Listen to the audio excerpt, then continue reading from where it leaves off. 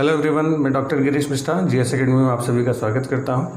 आज हम लोग बातचीत कर रहे हैं 1857 के रिवोल्ट के कॉन्सिक्वेंसेस, परिणामों के बारे में बातचीत करने वाले हैं कि ये 1857 का रिवोल्ट हमारे भारत के इतिहास को किस तरीके से बदलने वाला था। लेकिन परिणामों के पर बातचीत करने से पहले एक छोटी सी बात ये भी थी कि पहली बात कि 1857 ये थी क्या। कई सारे हिस्टोरियन ने इसके ऊपर अलग अलग अपने राय दिए हैं, अलग अलग विचार दिए हैं। कुछ इतिहासकारों का कहना है कि 1857 की क्रांति नहीं, ये केवल सैनिकों का विद्रोह था। कुछ ब्रिटिश या यूरोपीय इतिहासकारों का कहना है कि सभ्यता के विरुद्ध बर्बरता का युद्ध था, क्योंकि भारतीयों को वो लोग अंग्रेज बर्बर मानते थे और अपने आप को सभ्य मानते थे। तो उनका ये कहना था कि अंग्रेज भारत को सभ्य बनाने का प्रयास कर रहे थे, लेकिन ये पुराने जो मध्यकालीन लोग थे ये फिर से वापस उसी युग में जीना चाहते थे। तो ऐसे अलग अलग इतिहासकारों ने दिया। तो जिसमें पहला जो व्यू जाता है, जो उस समय के साम्राज्यवादी इतिहासकार थे, जो इम्पीरियलिस्टिक हिस्टोरियंस माने जाते हैं, जिनमें जॉन सीले थे, लॉरेंस थे, होम्स थे। इन लोगों का मानना था कि ये जो 1857 की क्रांति जो हम लोग पढ़ते हैं, ये एक्चुअली क्रांति नहीं, ये एक सैनिक रिवोल्ट था। ये सिपाही म्यूटिनी इसको कहा गया। इसका समर्थन कुछ भारतीय उस समय के लोगों ने भी किया, जैसे सर सैयद अहमद खान थे। तो सर सैयद अहमद खान उस समय बिजनौर में सदर अमीन के पद पर थे और उन्होंने इस 1857 की क्रांति को अपनी आंखों से देखा था। खुद वो उस समय उपस्थित थे। या दुर्गादास बंदोपाध्याय थे, ये बरेली में थे। दिल्ली में मुंशी लाल और मोइनुद्दीन थे। तो ये जो भारतीय लोग थे जिन्होंने इस 1857 की क्रांति को अपनी आंखों से देखा था, तो इन लोगों का भी ये कहना है कि ये क्रांति नहीं, ये एक सैनिक विद्रोह था, क्योंकि इसमें ज़्यादातर जो रोल था, ज़्यादातर जो भूमिका थी, ये सिपाहियों की थी। ठीक, कुछ जो प्रचंड जो यूरोपीय इतिहासकार थे, जैसे E.R. रीज थे, L.E.R. रीज जो थे, इनका मानना था कि ये धर्मांध ईसाइयों के विरुद्ध एक धर्म युद्ध था, कि भारतीय लोग हिंदू और मुसलमान थे और ईसाइयों के विरुद्ध ये लोग धर्म युद्ध छेड़ रहे थे। तो ये मान्यता रीज की थी, हालांकि इसको माना नहीं जाता।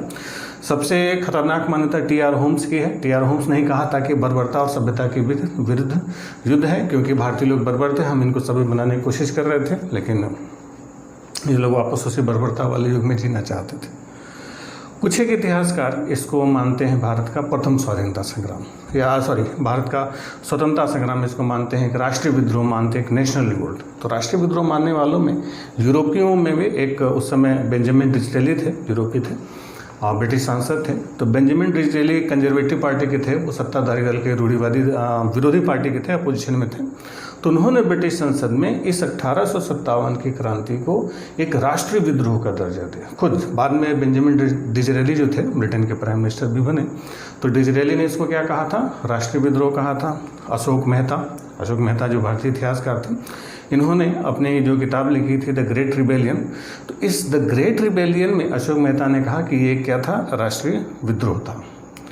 और इस 1857 की क्रांति को जो फर्स्ट वॉर ऑफ इंडिपेंडेंस कहा जाता है, भारत का प्रथम स्वाधीनता संग्राम, तो 1857 को क्रांति को भारत का पहला स्वतंत्रता संग्राम कहने का जो श्रेय जाता है वो वीर सावरकर को जाता है। वीर सावरकर का पूरा नाम था विनायक दामोदर सावरकर।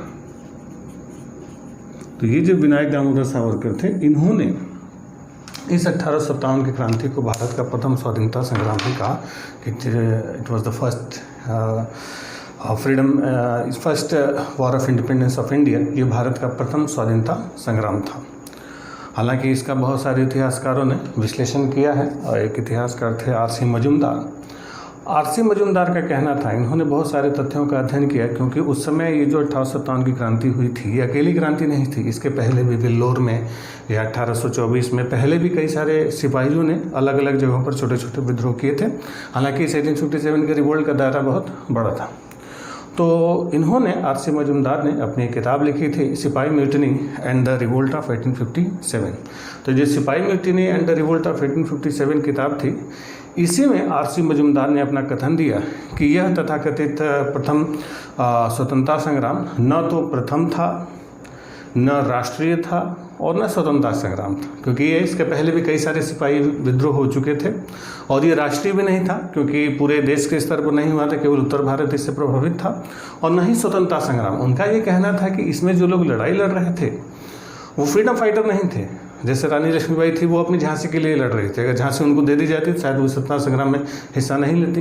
या नाना साहब थे, नाना साहब पेंशन के लिए लड़ रहे थे। अवध के नवाब बिल्कुल आलसी और विलासी आदमी थे, वाजिद अली शाह।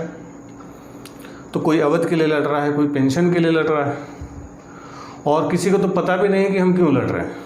जैसे इस विद्रोहियों ने जो अपना नेता चुना था 1857 के विद्रोह में बहादुर शाह जफर को, और बहादुर शाह जफर के ऊपर मुकदमा चलाया गया, और मुकदमा चला के ये तथ्य जानने की कोशिश की कि इस 1857 की क्रांति में बहादुर शाह जफर का क्या योगदान था, क्या रोल था।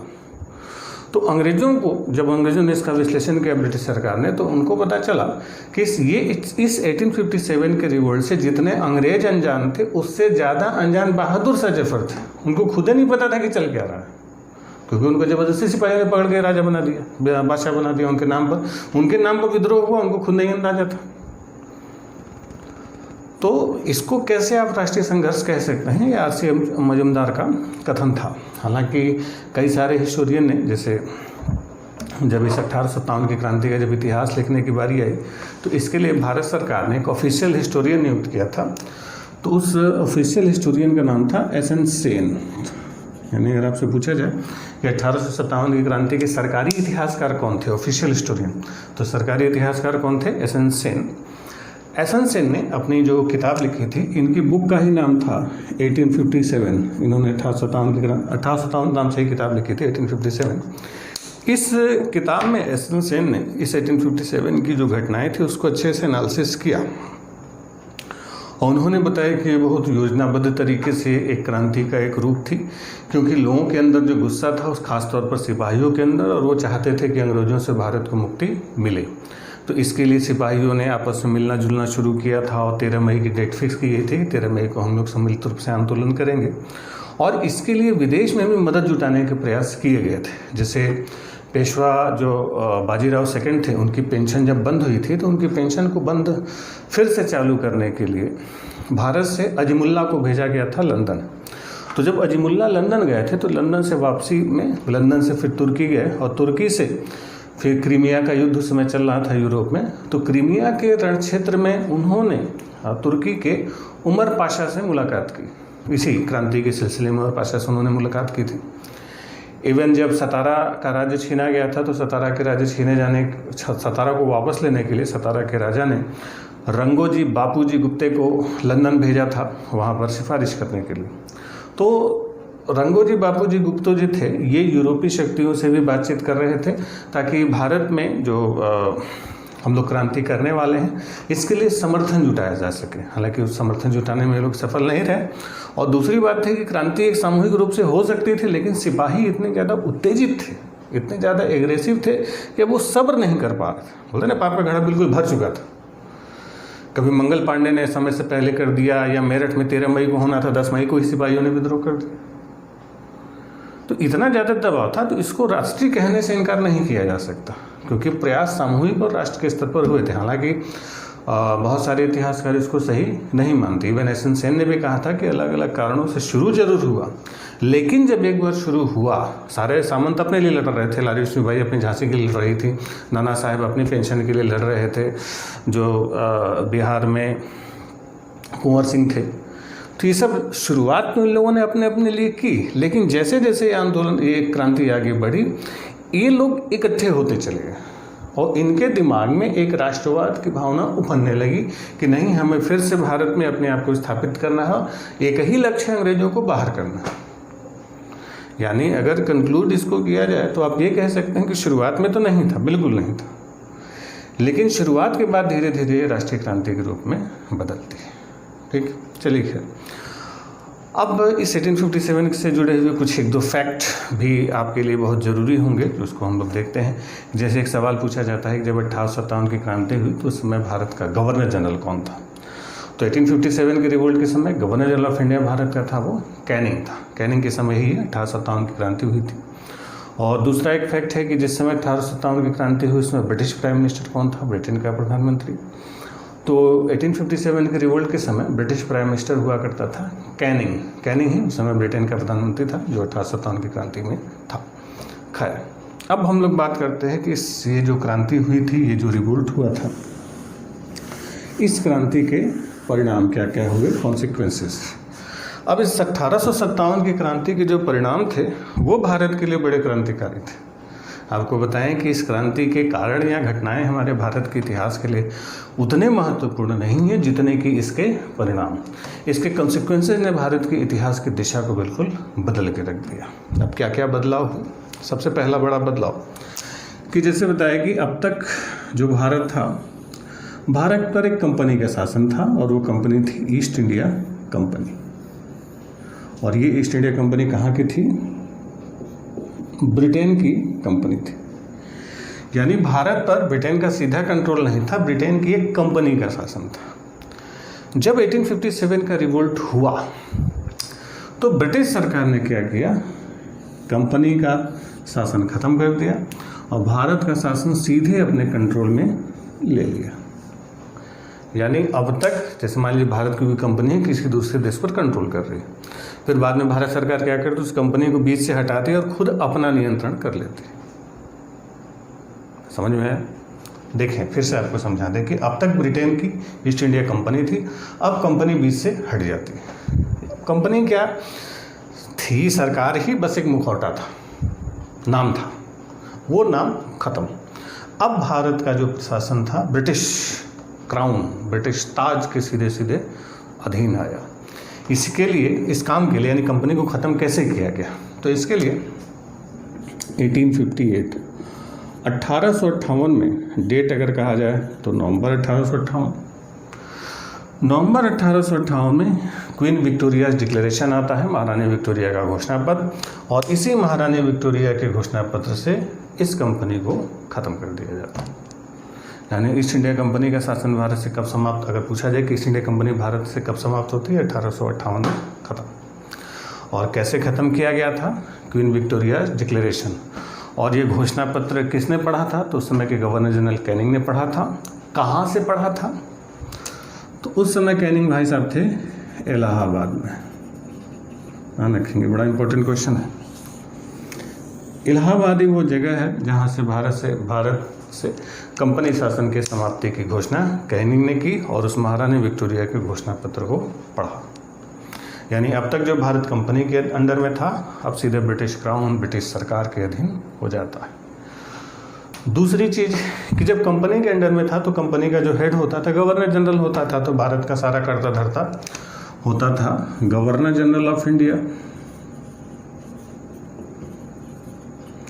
अब क्योंकि कंपनी खत्म हो गई, तो जब कंपनी खत्म हो गई तो गवर्नर जनरल का पद भी खत्म कर दिया गया।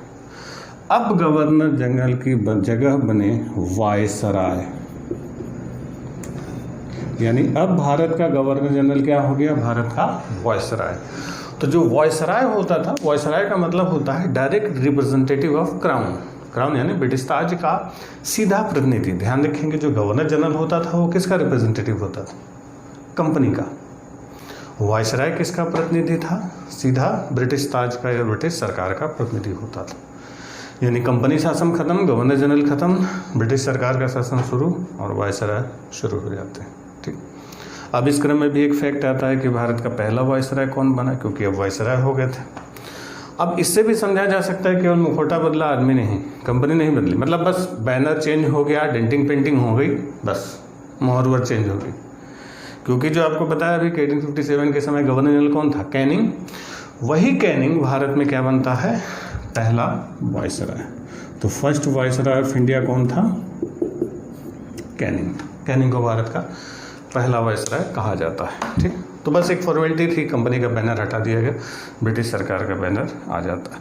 अब जब कंपनी का बैनर हटा तो कंपनी के पुराने जो लंदन में तामझाम होते थे, जो कोर्ट ऑफ डायरेक्टर्स वाली व्यवस्था होती थी, उस कोर्ट ऑफ डायरेक्टर्स वाली व्यवस्था को समाप्त कर दिया गया। अब जैसे भारत सरकार के अधीन था तो भारत उनके लिए एक डिपार्टमेंट था, एक विभाग था। तो वहाँ पर भारत के लिए एक भारत सचिव, सेक्रेटरी ऑफ स्टेट कहा जाता था, या भारत मंत्री का एक पद बना दिया गया। जैसे मंत्री कैबिनेट मंत्री, जनरली जो होम मिनिस्टर होता था वहाँ के सेक्रेटरी ऑफ स्टेट, तो भारत मंत्री का पद बना दिया गया। और उसके लिए एक इंडिया काउंसिल बना दी गई। इंडिया काउंसिल में यानी अब भारत का शासन प्रशासन कौन संभाल रहा था? इंडिया काउंसिल सरकार की तरफ से था, भारत सचिव के अंडर में था। इंडिया काउंसिल में 15 सदस्य होते थे। इसी इंडिया काउंसिल के सलाह पर जो भारत सचिव था, सेक्रेटरी ऑफ स्टेट, वो काम करता था। ब्रिटिश सरकार का एक मंत्री। और इस मंत्री के लिए कौन था? इंडिया काउंसिल में कितने मेंबर? 15 मेंबर। इन 15 सदस्यों में जो 8 सदस्य थे वो ब्रिटिश गवर्नमेंट नॉमिनेट करती थी, और जो बाकी 7 सदस्य थे तो पुराने जो कोर्ट ऑफ डायरेक्टर्स हुआ करते थे, उन्हें कोर्ट ऑफ डायरेक्टर्स में से 7 सदस्यों को शामिल कर दिया गया। ठीक, यानी अब सीधे सरकार का कंट्रोल इनके ऊपर हो रहा था। चलिए, तो ये तो बात हुई, कंपनी ख़त्म सीधे, और कोई फॉर्मेलिटी के लिए ये सारी चीज़ें बना दी गई। इसके अलावा जो संरचनात्मक बदलाव हुए जब सरकार का शासन आया, तो सरकार अपने तरीके से शासन कर रही थी। अपने तरीके से शासन करने का मतलब है कि जैसे सरकार वहाँ पर काम करती थी, जैसे पार्लियामेंट में काम होता है, तो वैसे यहाँ पर छोटी सी पार्लियामेंट टाइप की व्यवस्था बनाई जाए। जैसे वहाँ पर कैबिनेट होती है तो यहाँ पर काउंसिल, जैसे लोकसभा राज्यसभा होती है, तो वैसी वैसी कुछ व्यवस्थाएं भारत में भी बनाने की कोशिश की। इसके लिए समय समय पर ब्रिटिश पार्लियामेंट की तरफ से भारत के लिए कई सारे एक्ट पास किए गए। जैसे अभी इसको हम लोग पॉलिटी में हालांकि पढ़ते हैं, पॉलिटी में जब आएगा तो आपको बताएंगे। यहाँ पर इन शॉर्ट पॉलिटी में वो डिटेल में हम लोग पढ़ते हैं कि एक एक्ट पास किया गया, इंडिया काउंसिल एक्ट, भारत परिषद अधिनियम 1861। ये 1861 का इंडिया काउंसिल एक्ट अब भारत में एक परिषद बनने लगी। जैसे वायसराय था, वायसराय की सहायता के लिए कुछ लोग होंगे तो उसमें, और इसी इंडिया काउंसिल एक्ट में पहली बार 3 भारतीयों को शामिल किया गया। यानी 3 भारतीय किस में गए? इंडिया काउंसिल एक्ट, यानी जो वायसराय की परिषद होती थी उसमें 3 भारतीयों को शामिल किया गया, जिसमें एक थे सर दिनकर राव, दूसरे थे महाराजा पटियाला और तीसरे काशी नरेश। ये सब पॉलिटी में हम लोग डिटेल में पढ़ेंगे, यहाँ पर इन शॉर्ट आपको समझा दे रहे हैं। तो ये 3 लोग इसीलिए बनाए गए कि जैसे आपको बताया कि 1857 के रिवोल्ट के कारणों में आपको बताया कि अंग्रेज जो भारत में नीतियाँ लागू कर रहे थे, तो बहुत सारी नीतियाँ ऐसी थी जो भारतीयों की सभ्यता संस्कृति के अनुकूल नहीं थी। जैसे बताया कि सती प्रथा पर बैन लगा, लेकिन लोग सती को अपना निजी मामला समझते थे, उसका विरोध हुआ। या कान में बालियाँ या टीका लगाने का विरोध हुआ। भाई उन्होंने कहा कि सैनिक नहीं पहनेंगे बाली, नहीं लगाएंगे टीका। अब अंग्रेजों को कान में बाली का या माथे पे टीके की कोई वैल्यू नहीं पता, भारतीयों को तो पता है। तो इसीलिए कहा गया कि 3 भारतीयों को वायसराय के काउंसिल में शामिल किया जाए, ताकि वो जो काउंसिल कानून बनाएगी तो उसमें इस बात का ध्यान रखा जाएगा कि अब कोई भारतीयों के ऐसी सभ्यता संस्कृति से खिलवाड़ न हो, ताकि फिर से कोई 1857 जैसी क्रांति न हो। आपको बताएं कि अंग्रेज बड़े होशियार थे। इस क्रांति के बाद इतने सारे कदम उठाए गए थे कि दोबारा क्रांति नहीं हुई। क्रांति एक ही बार। अंग्रेजों की होशियारी देखिए, यहाँ पर अंग्रेजों की होशियारी सबसे अच्छी पता चलती कि कितने बुद्धिमान थे। क्रांति एक ही बार हुई, इसके बाद इतने चेंजेस हुए ना कि दोबारा क्रांति की नौबत नहीं है, करने ही नहीं। ठीक, चलिए खैर, तो भारतीयों को काउंसिल में शामिल किया गया। हालांकि भारत में जो राष्ट्रवाद का उदय होता है वो इसी के बाद, इसी तीनों के बाद फिर होना शुरू होता है। इसी के साथ 1861 में हाई कोर्ट एक्ट आया, भारत में हाई कोर्ट बनने लगे। 1861 में ही सिविल सर्विसेज एक्ट आया। उस सिविल सर्विसेज एक्ट के तहत लंदन में जैसे ICS होता है, जो IAS की परीक्षा होती है, वो सब लंदन में होनी शुरू हो गई थी। ठीक, चलिए तीसरी चीज़ कि अब इन्होंने कहा कि जैसे भारत में अंग्रेज़ों के खिलाफ जो विद्रोह हुआ, तो उस विद्रोह में के जो कारण थे, जितने सारे कारण थे, उस पर अंग्रेज़ों ने एनालिसिस किए। तो देखा कि हमने जो विस्तारवादी नीति अपनाई, राजाओं की जागीरें हड़प ली, उनके राज्य छीन लिए, राजाओं की बेइज्जती की, जमींदारों की ज़मीनें छीन ली, तो इससे जमींदार लोग क्या हो रहे थे? नाराज़ हो रहे थे। और इस क्रांति में ऐसा कई जगह देखा गया था कि इन जमींदारों ने या राजाओं ने, जैसे बताया सिंधिया ने या बहुत सारे राजाओं ने ब्रिटिश सरकार की मदद की थी। और कई जगहों पर ऐसा भी देखा गया कि आम जनता या सिपाही क्रांति करने वाले थे, लेकिन राजाओं ने दबा दिया। तो इन राजाओं रजवाड़ों की हैसियत ब्रिटिश सरकार को पता चली। तो इसके पहले के जो हड़प नीति थी कि राजाओं के बेइज्जती कर देना था, उनका ताज छीन लेना था, उनकी कुर्सी छीन लेती थी, उसका राज्य हड़प लेना था, ये नीति बदल दी गई। कहा कि अब राजाओं का कुछ भी छीनने की ज़रूरत नहीं, हमें राजाओं का और मान सम्मान करना चाहिए, राजाओं के लिए पेंशन बहाल करनी चाहिए। और इस इवेंट क्रांति में भी कई सारे शासकों ने, जिन्होंने क्रांति में जो भाग लिया था, उनसे भी माफ़ीनामा लिखवाने के बाद उनको भी माफ़ी दे दी गई और उन सबकी पेंशन चालू की गई, सबका मान सम्मान बढ़ाया गया। कुछ बाद में लिटर ने रॉयल टाइटल एक्ट पास किया। तो ये जो राजाओं की इज्जत करनी शुरू कर दी, पृथ्वी पर चालू किया गया, सबकी पेंशन बहाल कर दी गई। वो इसलिए चालू किया गया कि अंग्रेज ये देख रहे थे कि इन्हीं के खिलाफ हमने कदम उठाया था तो उन्होंने हमारे खिलाफ विद्रोह कर दिया, और कुछ लोग हमारे समर्थक थे जिन्होंने विद्रोह को दबाया।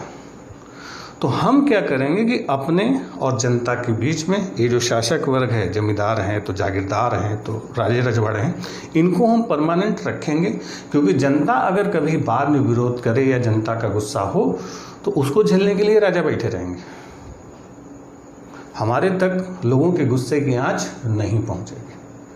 तो अपने आप को जनता के कोप से, जनता के प्रभाव से, जनता के गुस्से से बचाने के लिए इन्होंने अपने और जनता के बीच में एक दीवार खींची, और वो दीवार थी राजों, रजवाड़ों, जमींदारों और जागीरदारों की, कि भाई अब आप लोग बीच में झेलिएगा, हम अब नहीं झेलेंगे।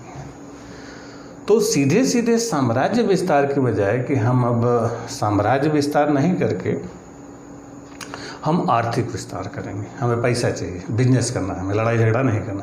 तो 1857 के बाद अंग्रेज़ों ने किसी राजा की रियासत को न हड़पा, इक्का दुक्का एक्सेप्शन थे, लेकिन ज़्यादातर में हड़प नीति और किसी राजा का बेइज्जती करना ये सब समाप्त कर दिया। साम्राज्य विस्तार, हालांकि साम्राज्य विस्तार हो ही चुका था, बचा कुछ नहीं था, लेकिन इसके बाद जो भी बचा था अब उसमें नहीं किया कि भाई अब हम ज़्यादा आगे नहीं बढ़ेंगे, अब जितना था उतना हमारे लिए काफ़ी है। क्योंकि ये राजे रजवाड़े उस आने वाली बाढ़ के लिए, कि बाद में अगर कभी गुस्सा आया, बाढ़ आई, तो उस बाढ़ के लिए रोक का काम कर देंगे। यानी राजा और रजवाड़ों को इज्जत मिलनी शुरू होगी भारत में ब्रिटिश सरकार के द्वारा, ताकि ये एक सुरक्षा। दूसरी चीज़ कि कई सारे समाज सुधार के एक्ट पास हुए थे, जैसे बताया कि विलियम बेंटिंग ने सती प्रथा को समाप्त किया, या विधवा विवाह पर रोक लगाई, या विधवा पुनर्विवाह। तो ये सारे समाज सुधार के बहुत सारे कानून थे जिसके ऊपर लोगों का असंतोष बढ़ा था। तो अंग्रेज़ों ने क्या किया कि इसके बाद जो समाज सुधार के इनके प्रयास हो रहे थे, उस समाज सुधार या भारतीयों में जो भी समस्याएं थी उसको छोड़ दिया गया, क्योंकि इसी वजह से लगा था लोगों के अंदर इंटरफेरेंस हो रहा है, लोगों ने विद्रोह किया, लोगों ने विरोध किया अंग्रेज़ों की नीतियों का। तो अंग्रेजों का ठीक है, नहीं करेंगे। तो इसी के बाद से अंग्रेजों ने सामाजिक और धार्मिक मामलों में अपने इंटरफेरेंस की नीति को त्याग दिया। यानी आप जैसे हैं वैसे मरते रहिए, हमको बस आपसे पैसा लेना है, बाकी आप सती कर रहे हैं, आँख कान काट रहे हैं, नाक काट रहे हैं, बलि दे रहे हैं, हमसे कोई मतलब नहीं।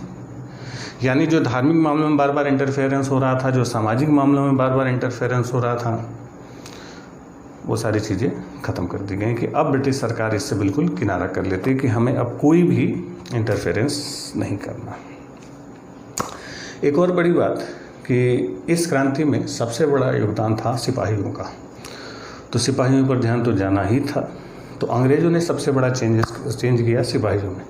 पहली बात कि सिपाहियों का रेशियो बदला गया। पहले क्या था कि जो ब्रिटिश सिपाही थे, ब्रिटिश सिपाहियों की संख्या भारत में कम थी। पहले अंग्रेज़ों की सेना में जो ब्रिटिश सिपाही थे वो 40,000 थे, उनकी संख्या 40,000 से बढ़ा के 65,000 कर दी गई। फिर जो भारतीय सिपाही थे, भारतीय सिपाहियों की संख्या 2 लाख से कहीं ज़्यादा थी, 2,38,000 के आसपास थी, 2,38,000। तो इस 2,38,000 से घटा के भारतीय सिपाहियों की संख्या 1,40,000 कर दी गई। यानी भारतीय सिपाहियों की संख्या अब घट गई, क्योंकि सिपाहियों ने ही किया था तो भारतीय सिपाही कम हो गए, अंग्रेज सिपाही 40,000 से बढ़ा के 65,000 हो गए। अब सोचिए, अभी भी अंग्रेज सिपाही केवल 65,000 थे, अब भारतीय सिपाही 1,40,000 थे, अभी भी ज़्यादा हम ही थे, भारतीय सिपाही ज़्यादा था लेकिन वही थे कि अब सिपाही अंग्रेजों के गुलाम थे।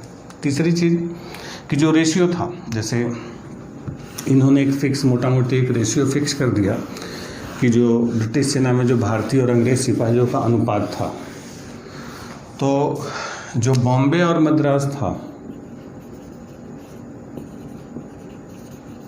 तो बॉम्बे मद्रास में 1:3 का रेशियो था।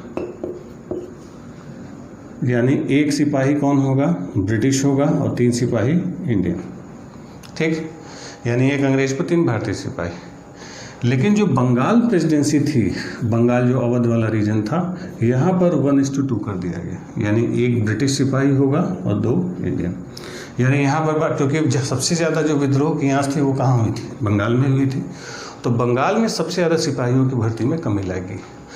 बाकी बॉम्बे और मद्रास में सिपाहियों का 1:3 रेशियो बना रहा, यानी 1 अंग्रेज 3 भारतीय, और यहाँ पर 1 अंग्रेज और 2 भारतीय थे।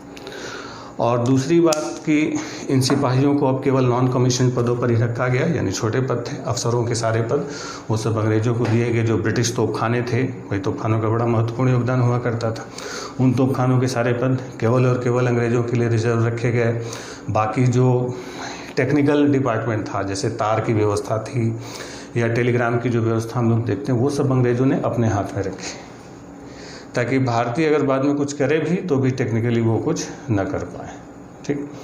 दूसरी चीज़ कि बाद में फिर एक पील कमीशन का गठन हुआ था 1858 में, और उस पील कमीशन के गठन से भारतीय सेना को रीऑर्गेनाइज पुनर्गठन किया गया, और उसमें जो व्यवस्था बनी, यानी व्यवस्था बनने का मतलब है कि अब एक भेदभाव वाली इन्होंने पॉलिसी बनानी शुरू कर दी, क्योंकि जो 1857 का रिवोल्ट था तो इसमें हिंदू मुसलमान सारे सिपाहियों ने बिल्कुल बराबर ढंग से योगदान दिया था, सबने बराबर कंधे से कंधा मिला के लड़ाई लड़ी थी। यहाँ पर कोई भेदभाव नहीं था सिपाहियों के बीच, और बताया था कि शुरुआत भले ही पर्सनल मैटर पर हुई थी, लेकिन बाद में इस विद्रोह ने राष्ट्रीय रूप ले लिया था। तो ये बात अंग्रेजों को भी दिखाई दे रही थी। तो उसी राष्ट्रीय स्वरूप को ख़त्म करने के लिए, भारतीयों में एकता की भावना को कम करने के लिए इन्होंने क्या किया कि जो रेजिमेंटों का निर्माण किया वो जाति के आधार पर करना शुरू किया, क्षेत्र के आधार पर करना शुरू किया, धर्म के आधार पर करना शुरू, जिससे भारतीय सैनिक से ही कंटेस्ट करें। अब भारतीय और अंग्रेजों का मुकाबला नहीं था, ऐसी व्यवस्था बनाएगी कि भारतीय को मुकाबला करे। जैसे आपने सुना होगा Jat regiment, Gorkha regiment, Sikh regiment, Rajputana rifles. ये क्या है? अब राजपूताना है वो अपने राजपूतों की आन बान शान में खुश रहेगा, जो बिहार रेजिमेंट है वो बिहार के रेजिमेंट में खुश रहेगा, जो जाट है वो पता चला जाट अपने में खुश है, तो जाटों को लगे ना कि बिहार रेजिमेंट वाले तो कमज़ोर हैं, हम तो जाट, हम तो ज़्यादा बहादुर। राजपूताना राइफल अपनी आन बान शान में परेशान रहेगा, वो जाटों को बेवकूफ़ समझेगा। तो सैनिकों में, यानी भारतीय सैनिकों में जाति के आधार पर, समुदाय के आधार पर, धर्म के आधार पर जो इन्होंने रेजिमेंट बनाई कि असम राइफल्स है तो राजपूताना राइफल्स है, तो बिहार रेजिमेंट है, तो जाट रेजिमेंट है, ये सब क्या है? ये भारतीयों सैनिकों की एकता को तोड़ने का प्रयास था। अभी जैसे वर्तमान समय में आप देखते हैं ना, फेसबुक पे कोई कहता है अहिर रेजिमेंट बनाइए, तो कोई बोलता है ब्राह्मण रेजिमेंट बनाइए। ये क्या है? लोगों को समझ में आता नहीं कि आप अपने ही देश में जातिवाद को बढ़ावा दे रहे हैं। ये काम अंग्रेजों ने किया था। तो आज जो लोग नई जाति के आधार पर, धर्म के आधार पर रेजिमेंट बनाने की बात कर रहे हैं, उन्हीं अंग्रेजों की नीतियों को आगे बढ़ा रहे हैं। ये अंग्रेज करते थे भारत में, और हमारे यहाँ के बेवकूफ़ों को पता नहीं है कि करना क्या है। ये अंग्रेजों की नीति थी। ठीक। तो ये जितने आप जातिगत या क्षेत्र के आधार पर रेजिमेंट देखते हैं, मद्रास रेजिमेंट, राजपूताना, ये सब अंग्रेजों की देन है। इसीलिए ताकि अब भारतीय सिपाहियों से कंपटीशन करें, आपस में लोग जले, अंग्रेजों से थोड़ा टेंशन कम हो जाए। ठीक।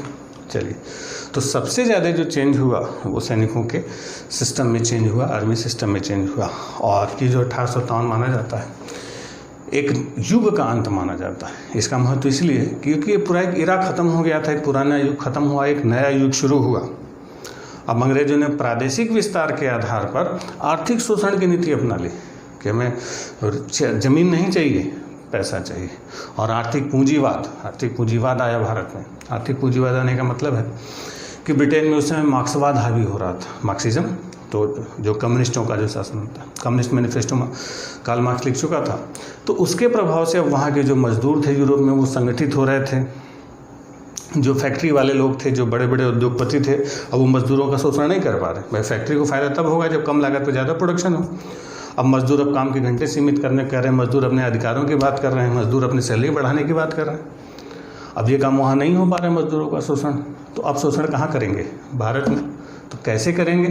तो वहाँ फैक्ट्री लगाने की बजाय अब फैक्ट्रियाँ कहाँ लगाएं? भारत में। वहाँ इन्वेस्ट करने के बजाय पैसा भारत में लगाइए, भारत में केवल पैसा लगाइए, भारत का लैंड, भारत की ज़मीन, भारत का लेबर, भारत का मजदूर, केवल पूंजी क्या होगी? ब्रिटिश। और सारा फ़ायदा अंग्रेजों का। जो फैक्टर ऑफ प्रोडक्शन हम लोग पढ़ते हैं, उत्पादन के फलन, लैंड, लेबर, कैपिटल, तो लैंड और लेबर भारत का, कैपिटल ब्रिटेन का, प्रॉफिट ब्रिटेन का, भारत को कुछ नहीं। बस पैसा लगाइए, पैसे से पैसा बनाइए, ले जाइए। तो ये जो आर्थिक शोषण और पूंजीवाद और धन का प्रवाह शुरू हुआ, ये 1857 के बाद शुरू हुआ। ठीक, चलिए एक और बड़ा बदलाव आपको हम बताते हैं, जो जिस बड़े बदलाव का खामियाजा हमारा भारत अब तक भुगत रहा है। हमारा भारत अब तक भुगतने का मतलब है कि अब तक जो हमारे भारत का इतिहास था, पूरे जो हम लोग इंडिया की हिस्ट्री पढ़ते हैं, तो हम लोग पूरे भारत के इतिहास में कहीं भी धार्मिक लड़ाइयों का इतिहास नहीं पाते। कहीं भी क्रूसेड या धर्मयुद्ध हमारे यहाँ नहीं पाया जाता। धर्म के नाम पर लड़ाई नहीं होती। जैसे महाभारत भी आप पढ़ते हैं तो महाभारत में धर्मयुद्ध कहा जाता है, लेकिन महाभारत में जो धर्मयुद्ध था तो उस समय धर्म का मतलब हिंदू, मुसलमान, सिख, ईसाई नहीं था। उस समय धर्म का मतलब सही था, अधर्म का मतलब गलत था, या विधर्मी का मतलब गलत था। राम रावण की लड़ाई हिंदू मुसलमान की नहीं थी, या युधिष्ठिर दुर्योधन की लड़ाई हिंदू मुसलमान की नहीं थी, धर्म और अधर्म की लड़ाई थी। तो धर्म का मतलब सही काम, अधर्म का मतलब गलत था। धर्म युद्ध का मतलब ये होता था। जो धर्म युद्ध का मतलब दूसरे धर्मों से लड़ना, जो आज के दौर में हम लोग धर्म युद्ध देखते तो जरूर रामायण महाभारत है, लेकिन धर्म समझ में नहीं आता। तो जो आज के समय का धर्म हो गया है वो दूसरे धर्म से लड़ना, सही गलत से नहीं, दूसरे धर्म से लड़ना। तो ये जो धर्म के नाम पर दूसरे धर्म से लड़ना, ये आदत हमें अंग्रेजों ने सिखाई। पूरे भारत के इतिहास में कहीं भी धार्मिक लड़ाइयों का कोई इतिहास नहीं रहा। हम लोग देखते हैं, आपको बताया कि प्राचीन काल से ये परंपरा भारत में चली आ रही कि जैसे चंद्रगुप्त मौर्य था, उसने जैन धर्म स्वीकार कर लिया। बिंदुसार था, वो आजीवक धर्म स्वीकार करता है। अशोक था, वो बौद्ध धर्म स्वीकार करता है। अलग अलग धर्म को स्वीकार करते हैं। शक आए, कुषाण आए, इंडो ग्रीक आए, हूण आए, अरबी आए, तुर्क आए, अफगान आए, मुगल आए, मंगोल आए, सब आते चले गए। लेकिन कभी भी धर्म के आधार भारत में कोई लड़ता नहीं था। हमारे भारत का कल्चर इतना तगड़ा था कि जो भी बाहरी आते थे सब यहीं आके ख़त्म हो जाते थे, खप जाते थे, मिल जाते थे, सब हजम हो जाते थे। यहाँ से कोई जाता नहीं था वापस, जो आता था यहीं का हो जाता था। ये जो हमारे भारत का हाजमा खराब हुआ, यानी अब धर्म आया तो बिगड़ना शुरू हो गया, लोगों का पेट खराब हो गया धर्म के नाम पर, वो बिगाड़ा अंग्रेजों ने। क्योंकि अगर कभी मौका मिले आप यूरोपियन हिस्ट्री पढ़ें, यूरोप का इतिहास पढ़ें, तो इस यूरोपियन हिस्ट्री में धर्म युद्ध बहुत सारे मिलते हैं, क्रूसेड जिनको कहा जाता है। अगर कभी आप यूरोप का इतिहास पढ़ें, द 100 ईयर वॉर्स, 100 साल तक युद्ध हुए कैथोलिक प्रोटेस्टेंट के नाम पर। द 30 ईयर्स वॉर्स, 30 वर्ष युद्ध धर्म के नाम पर लड़ा गया। जबकि भारत में वो इतने पागल थे धर्म को लेकर कि 100 साल तक धर्म के नाम पर लड़े हैं, 30 साल तक लड़े यूरोपीय। भारत में ऐसी कोई लड़ाइयाँ नहीं थी। हमें धर्म के नाम पर लड़ना सिखाया अंग्रेजों ने। कैसे, देखते हैं। भारत में अंग्रेजों से पहले भारत में राज था मुगलों का। मुगल यानी मुसलमान। इन मुसलमानों को रिप्लेस किया किसने? ब्रिटिशर्स यानी अंग्रेजों ने रिप्लेस कर दिया। क्लियर? तो अंग्रेजों ने मुगलों को रिप्लेस किया, मुगल यानी मुसलमानों को।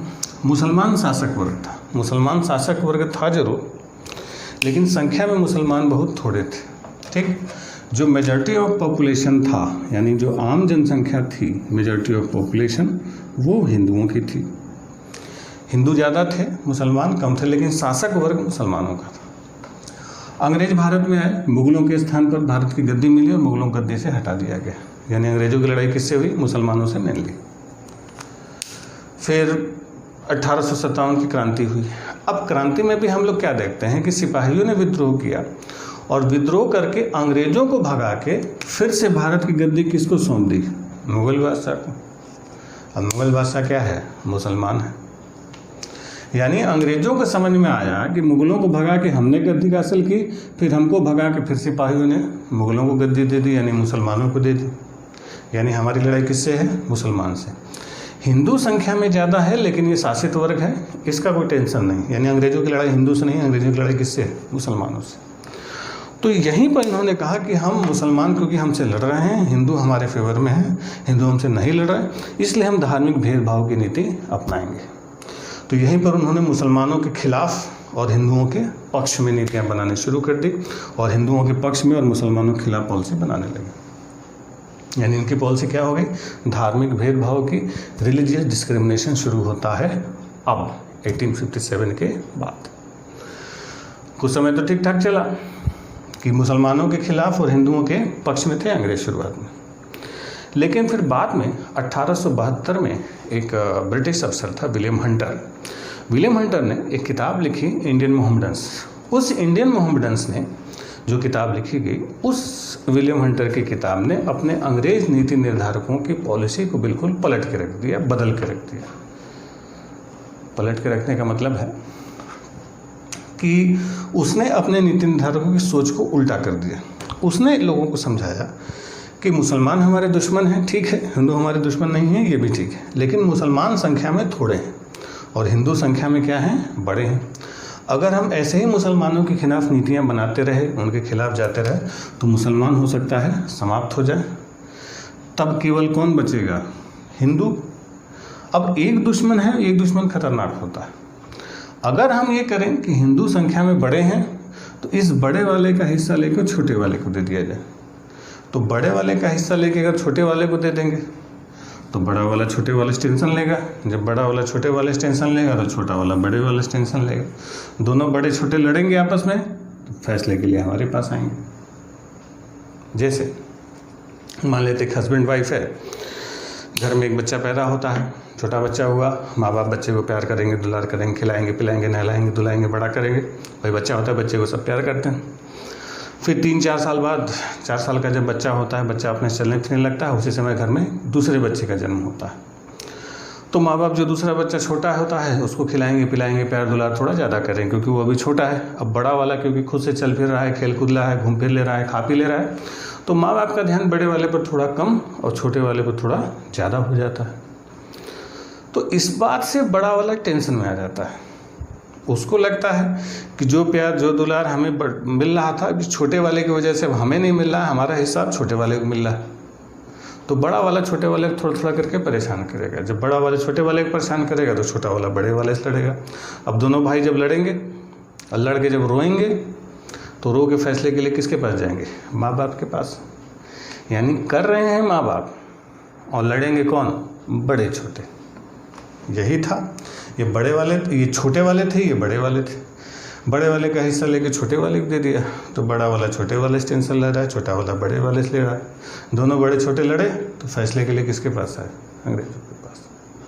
और यही जो नीति पलटी, अंग्रेजों ने पलट के फेवर कर दिया मुसलमानों को और अगेंस्ट में चले गए हिंदुओं को। और यही जो डिवाइड एंड रूल, जिसको बांटो और राज करो कहा जाता है, अंग्रेजों ने इतने खतरनाक ढंग से लागू की, इतने खतरनाक ढंग से लागू की कि आने वाले 90 सालों तक, सोचिए पूरे आने वाले 90 सालों तक हमारा जो फ्रीडम स्ट्रगल था, हमारे भारत का स्वतंत्रता संग्राम अंग्रेजों के खिलाफ चला। 90 सालों तक हम अंग्रेजों से लड़ते रहे कि अंग्रेजों भारत छोड़ो, अंग्रेजों हमें छोड़ के चले जाओ। पूरी लड़ाई हमारी अंग्रेजों के खिलाफ थी। लेकिन 90 साल बाद हुआ क्या, 90 साल यानी 1947, ध्यान से समझिए। भारत की लड़ाई किससे चल रही है, अंग्रेजों से। हमारा पूरा फ्रीडम मूवमेंट, अभी हम लोग फ्रीडम मूवमेंट की शुरुआत करेंगे अगले वीडियो से। तो पूरे भारत का स्वतंत्रता संग्राम अंग्रेजों के खिलाफ चला 1857 से 1947 तक। लेकिन जब 1947 में भारत आज़ाद हुआ तो क्या हुआ, भारत जो एक देश था वो 2 टुकड़ों में बट गया, इंडिया और पाकिस्तान। यानी भारत एक था, कितने हिस्सों में बटा, 2। लड़ाई किससे चल रही थी, इंग्लैंड से। अलग से भारत अंग्रेजों का दुश्मन, दोस्त अच्छा बना। आप भारत चीन में तनाव सुनेंगे, भारत ईरान में टेंशन हो जाती, कभी भारत इंग्लैंड में टेंशन सुना आपने? इंग्लैंड से भारत का रिलेशन बहुत अच्छा। अलग से पाकिस्तान का रिलेशन ब्रिटेन से बहुत अच्छा। पाकिस्तान रूस में टेंशन, पाकिस्तान ईरान में टेंशन, पाकिस्तान अमेरिका में टेंशन। लेकिन क्या कभी पाकिस्तान ब्रिटेन में टेंशन आपने सुना? नहीं। अलग से पाकिस्तान भी ब्रिटेन से बहुत अच्छा दोस्त है, अलग से हिंदुस्तान भी ब्रिटेन का बहुत अच्छा दोस्त है। और लेकिन जो एक दोस्त थे, इंडिया और पाकिस्तान, ये एक दूसरे के सबसे बड़े दुश्मन। दुश्मनी का मतलब ही क्या होता है, भारत पाकिस्तान, जैसे बोलते हैं ना, क्या इंडिया पाकिस्तान के खिलाफ लड़ाई कर रहा है। तो जो एक थे वो दुनिया के सबसे बड़े दुश्मन, और जो दुश्मन थे अलग अलग दोनों के दोस्त बने। ये जो कमाल की पलटी हुई कि अच्छे अच्छों को समझ में नहीं आया कि 1947 में हुआ क्या कि लड़ाई लड़ रहे थे अंग्रेज़ों से, दुश्मनी हो गई पाकिस्तान से। सोचिए आज भी हिंदुस्तान में कुछ भी होता है तो सीधा नारा लगता है पाकिस्तान हाय है, जबकि पाकिस्तान ने कभी भी भारत पर शासन नहीं किया। भारत पर 250 सालों तक अंग्रेज़ों ने शासन किया, पाकिस्तान ने कभी शासन नहीं किया। 1857 की क्रांति में अंग्रेज़ों ने जो जुल्म ढाए, लेकिन कोई इंग्लैंड हाय है, रानी विक्टोरिया हाय है नहीं कहता। 2019 के क्रिकेट वर्ल्ड कप में इंडिया की टीम इंग्लैंड से हार जाती है कि पाकिस्तान को बाहर कर दिया जाए, इंग्लैंड से हार जाती है, जबकि इंग्लैंड को तो हराना चाहिए, उसने हमारे ऊपर शासन किया। यानी इंग्लैंड के हिस्से की गाली कौन सुनता है? पाकिस्तान। तो ये जो कमाल की पलटी हुई, यादों को समझे में नहीं आता कि हुआ क्या, कि लड़ रहे थे ब्रिटेन से, दुश्मनी हो गई पाकिस्तान से, जो तो पैदा ही नहीं हुआ। ठीक, चलिए। तो ये जो कमाल का जो बदलाव हुआ, जो कमाल का जो चेंज हुआ, ये इसी 1857 के इस पॉलिसी के बाद हुआ। ठीक, चले। एक और बड़ा बदलाव हुआ, बड़ा क्या, सबसे बड़ा बदलाव जो हम लोग देखते हैं ब्रिटिश पॉलिसी में, वो ये हुआ कि अंग्रेज़ों ने, आपको बताया था कि अंग्रेज़ों को भारत के अंदर लोगों की गुस्सा था ब्रिटिश सरकार के खिलाफ, कंपनी के खिलाफ, कंपनी की नीतियों के खिलाफ, यहाँ के रेवेन्यू सिस्टम के खिलाफ। लेकिन लोगों का जो गुस्सा था उसकी आवाज़ सरकार तक नहीं पहुँच पा रही थी। आपको बताया था प्रेशर तो बन रहा था, जैसे कुकर में सीटी होती है, सीटी नहीं बज रही थी। सीटी न बजने का मतलब है कि उस समय न ढेर सारी राजनीतिक पार्टियाँ थीं, न अखबार थे उतने ज़्यादा स्वतंत्र जो सबकी बात पहुंचा पाते सरकार तक, था ना सामाजिक कार्यकर्ता थे, इसलिए विस्फोट हुआ। तो अंग्रेज़ों ने इस बात पर ध्यान दिया और सोचा कि अब ऐसी व्यवस्था बनाई जाए कि राजनीतिक पार्टियों को बनाने की ढील दी जाए, पत्र पत्रिकाएं, अखबार को चलाने की ढील दी जाए, सामाजिक संस्थाओं को बनाने की ढील दी जाए। तो ये जो न्यूज़ अखबार हैं, पत्र पत्रिकाएं हैं, राजनीतिक पार्टियां हैं, तो इससे क्या होगा इन राजनीतिक पार्टियों की स्थापना से, कि पहली बात तो लोगों का जो गुस्सा है वो बाहर निकलेगा, और दूसरी बात सरकार को पता चलेगा कि गलती कहाँ हुई और सरकार उसमें सुधार करेगी, ताकि दोबारा वो 1857 की क्रांति न हो। और हुई भी नहीं। ये अंग्रेज़ों की होशियारी थी कि इतनी बार इतनी ढेर सारी राजनीतिक पार्टियाँ, इतने सारे जो अखबार और पत्र पत्रिकाएँ चलने शुरू हुए कि दोबारा क्रांति तो नहीं, हथियारबंद क्रांति भारत में नहीं। ये अंग्रेज़ों की होशियारी थी। तो वही जो राजनीतिक पार्टियों को बनाने की ढील दी गई, यानी जो सीटी बजाए, जो आवाज़ दे कि हाँ सरकार ये गलती कर रही है और सरकार तक उसकी बात पहुँचे और सरकार उस गलती को सुधार दे, ताकि फिर से कोई विस्फोट ना हो। भाई इंग्लैंड शुद्ध बनियों का देश था, वो व्यापार करना चाहते थे, लड़ाई नहीं। अब व्यापार करने के लिए शांति चाहिए, शांति भाई अशांति लोगों के अंदर होगी, जब अशांति होगी तो जब राजनीतिक पार्टियाँ होंगी हल्ला गुल्ला मचाएंगी, अखबार में सारी चीज़ें छपेंगी, तो सरकार को पता चल जाएगा, फिर उससे कदम उठाएंगे, दोबारा क्रांति नहीं होगी। तो इसी के साथ जन्म होता है भारत में राजनीतिक पार्टियों का। तो पहले छोटी छोटी राजनीतिक पार्टियां बनी, लेकिन छोटी छोटी राजनीतिक पार्टियों से काम नहीं चल रहा था। तो एक ब्रिटिश अफसर था A.O. ह्यूम, उसने कहा कि अभी राष्ट्रीय स्तर पर एक ऑल इंडिया लेवल की पार्टी बनाई जाए, जो जब आवाज़ उठाए तो सरकार को पता चले और वो आवाज़ पूरे देश की आवाज़ हो, एक मंच मिले सरकार को। तो उसी के साथ स्थापना होती है भारतीय राष्ट्रीय कांग्रेस, और वही भारतीय राष्ट्रीय कांग्रेस की स्थापना के साथ भारत में शुरू होता है हमारा फ्रीडम स्ट्रगल, स्वतंत्रता संग्राम। तो आज के लिए इतना ही, अगले वीडियो में मिलते हैं हम लोग फ्रीडम स्ट्रगल के साथ। फ्रीडम स्ट्रगल लंबा चलेगा, लड़ाई लंबी है, बहुत सारे लोग आएंगे, बहुत सारे फैक्ट्स आएंगे, बहुत सारी डेट्स आएंगी, लेकिन लड़ाई है, हमें देखनी है। भारत का स्वतंत्रता संग्राम हमें सभी को पढ़ना चाहिए, देखना चाहिए, समझना चाहिए। ये हमारे एग्ज़ाम के लिए भी बहुत इंपॉर्टेंट है। तो मिलते हैं अगले वीडियो में हम लोग फ्रीडम स्ट्रगल के साथ। तब तक के लिए थैंक यू।